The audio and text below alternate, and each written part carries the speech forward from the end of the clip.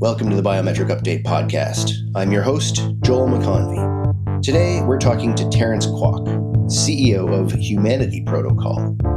The decentralized digital identity firm recently acquired on-chain ticketing company Moongate, indicating a move into the events and access space, and a further push to move digital ID into the physical world.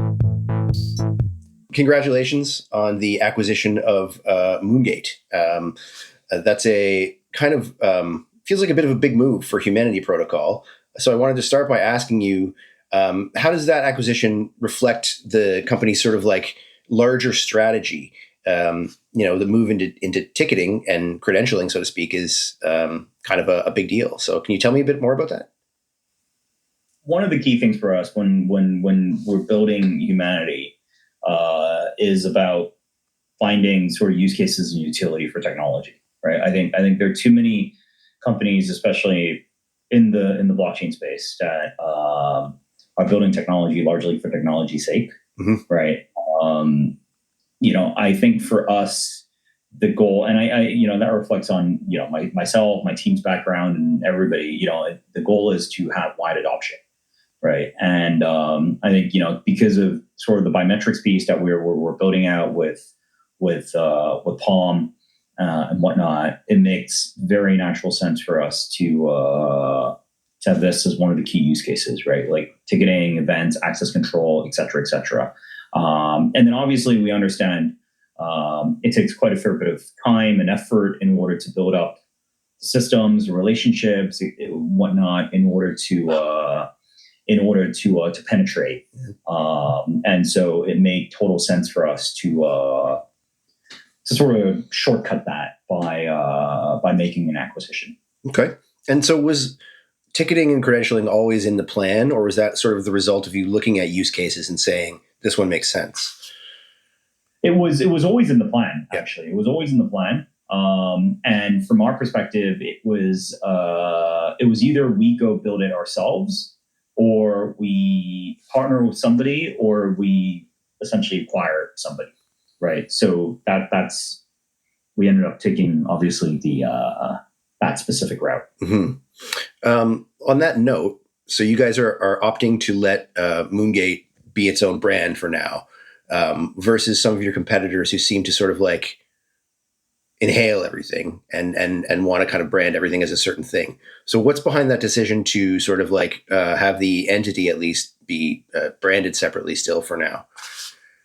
I mean, I think Moongate is not a huge company, but it's a growing startup that's been doing very well, right? I think pretty much I think a good 70-80% of the crypto, at least in the crypto or blockchain events around the world, use some form of technology from Moongate, whether it's for Quest or for ticketing or for event CRM, et cetera, et cetera. They obviously have an established brand, so why peel it away, mm-hmm. Right? And then I think from our perspective, it's also when we think about what we're trying to do with Humanity, it's we see ourselves as infrastructure to enable different sort of companies and different sort of projects and different sort of use cases. Sometimes those use cases can be competing with each other. We don't really have a problem with that because ultimately we just we want to grow and make the pie bigger, right? So I think from our perspective, this is one way to kickstart the ecosystem. But we're definitely open to having different sort of companies and different sort of players work with us so that we can really expand the pie. Mm-hmm. Right on.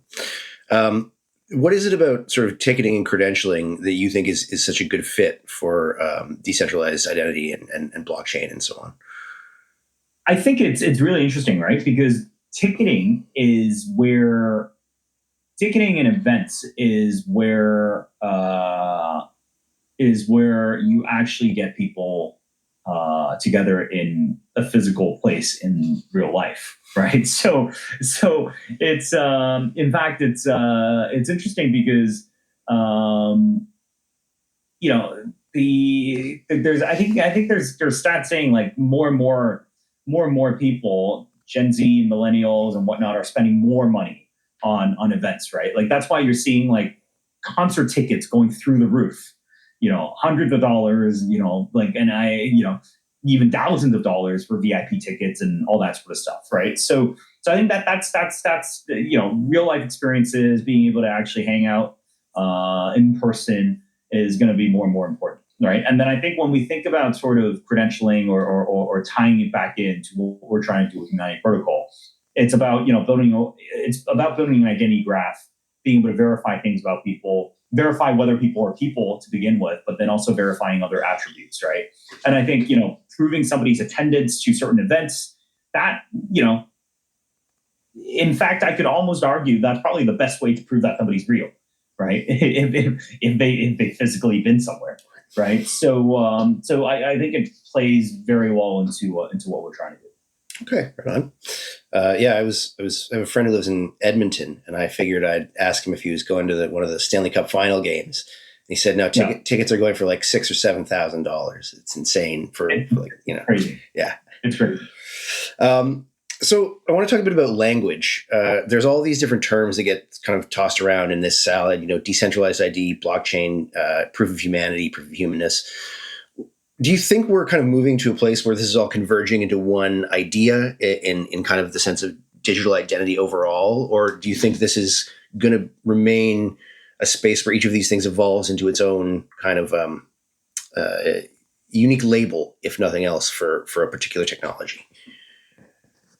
I think a lot of these terms are kind of fungible, right? And then, I think different sort of companies, different sort of people have a preference to using like different sort of words that might mean the same thing. You could argue that you already have a digital identity because you have a Facebook account or you have a Twitter account, right?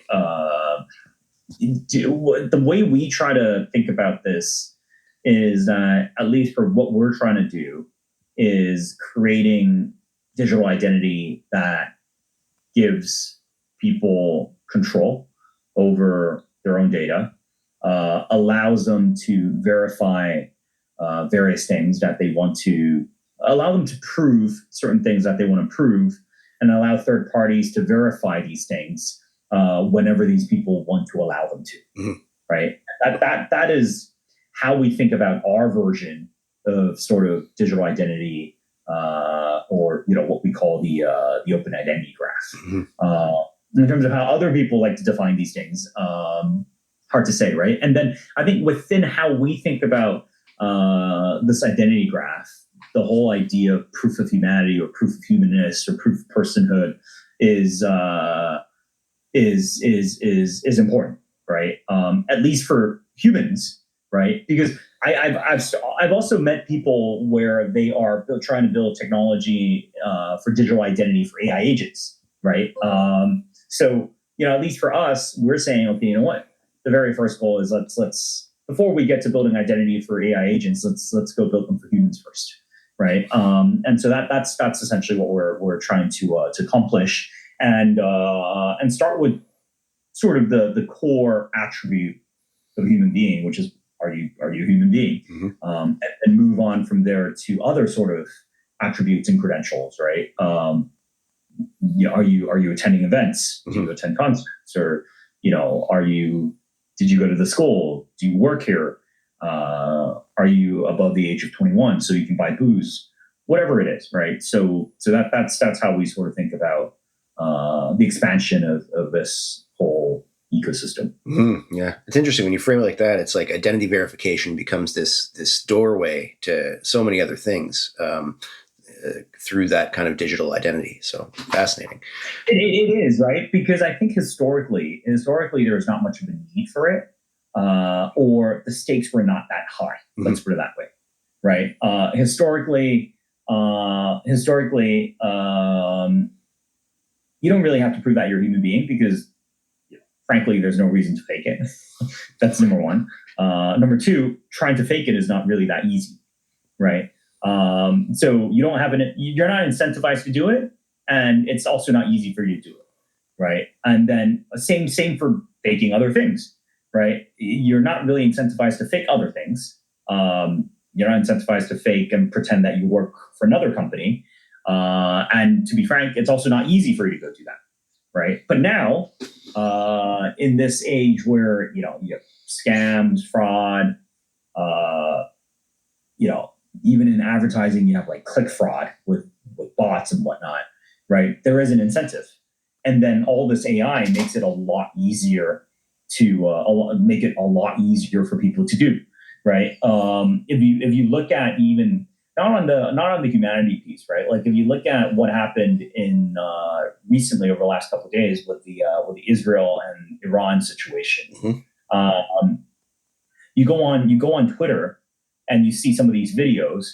Within the comments, what everybody asks is this video real? You know, right? Like without even thinking about like what sides or any of that stuff, Sure. I'm not gonna comment, but like it's really crazy that now suddenly, because it used to be the case that these videos could either only be real or be CGI in a Tom Cruise movie. Do you know what I'm saying? Yeah. Right?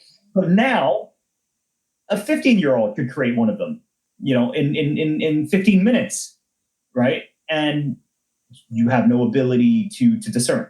Yeah. So we actually think there is going to be a bigger and bigger need to verify things. Yeah, I mean, this seems like a massive problem. Beyond the sort of like I need to do a access a service or do something online.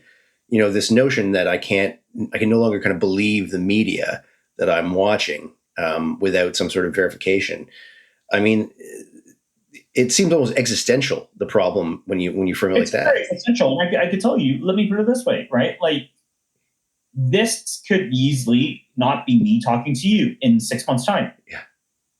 But like I could send a bot and do this, emulate my body language, emulate everything, just answer the questions based on a trained large language model on all the stuff that I talk about, and you would have no ability to tell.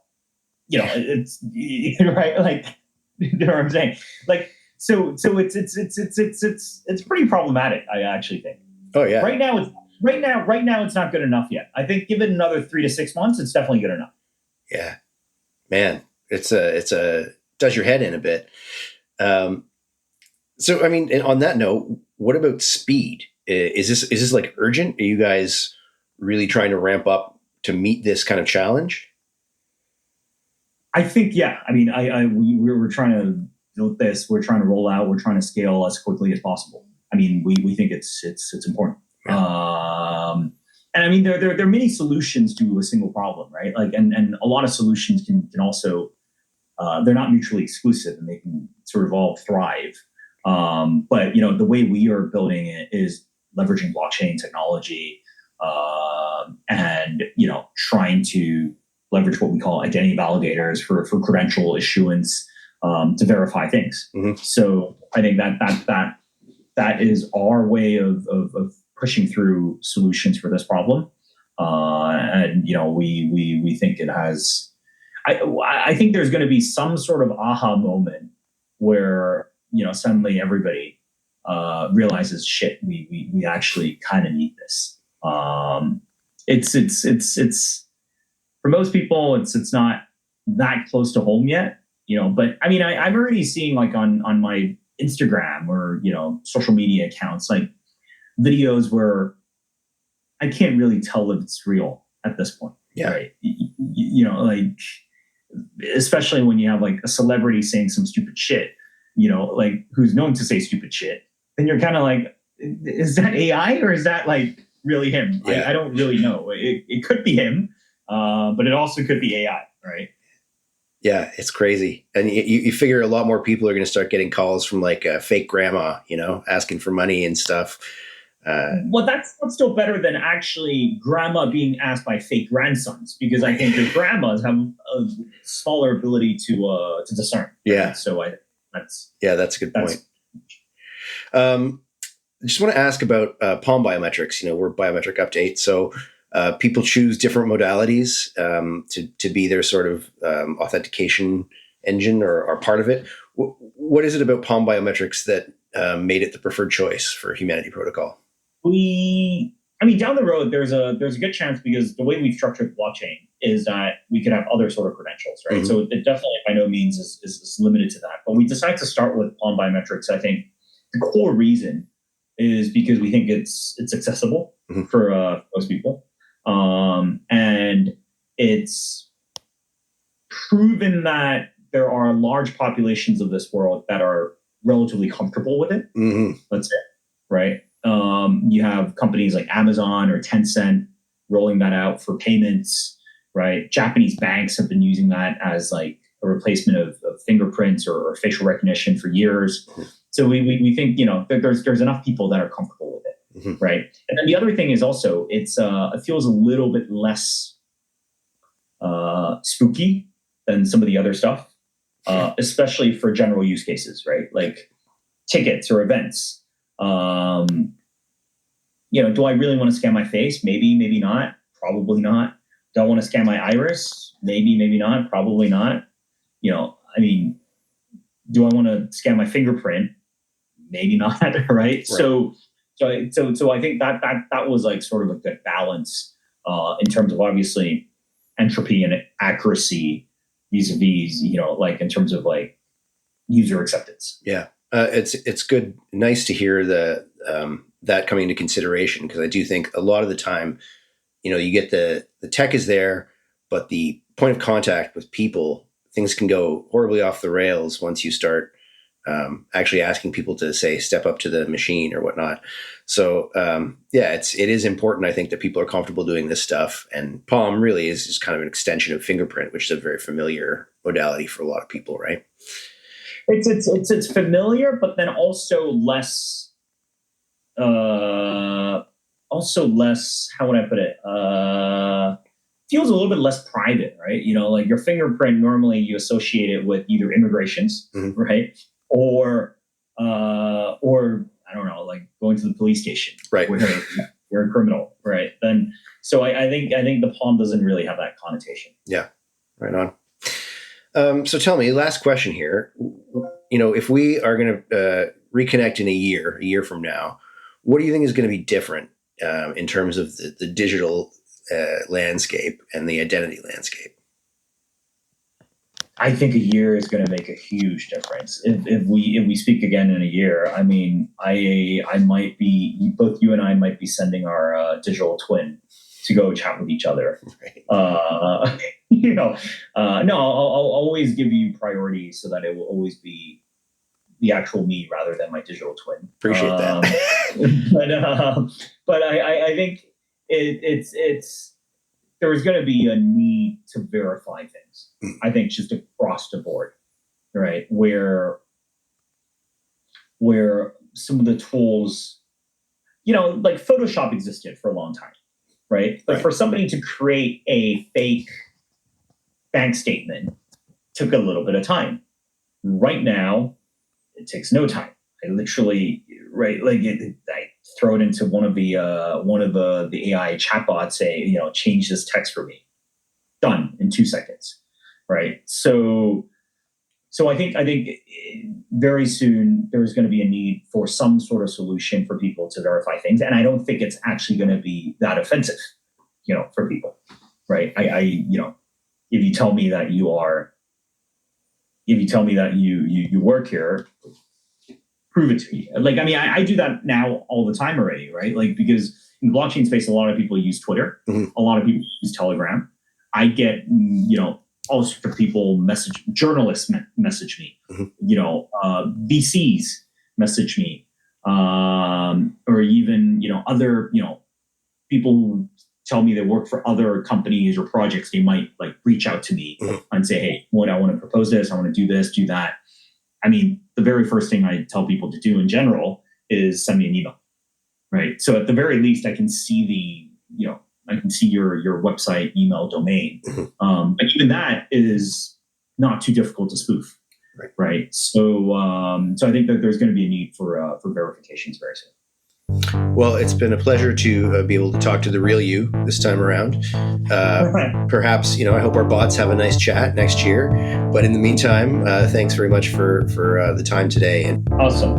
Thanks so much. To learn more about Humanity Protocol and decentralized identity, be sure to visit www.biometricupdate.com. Thanks for listening.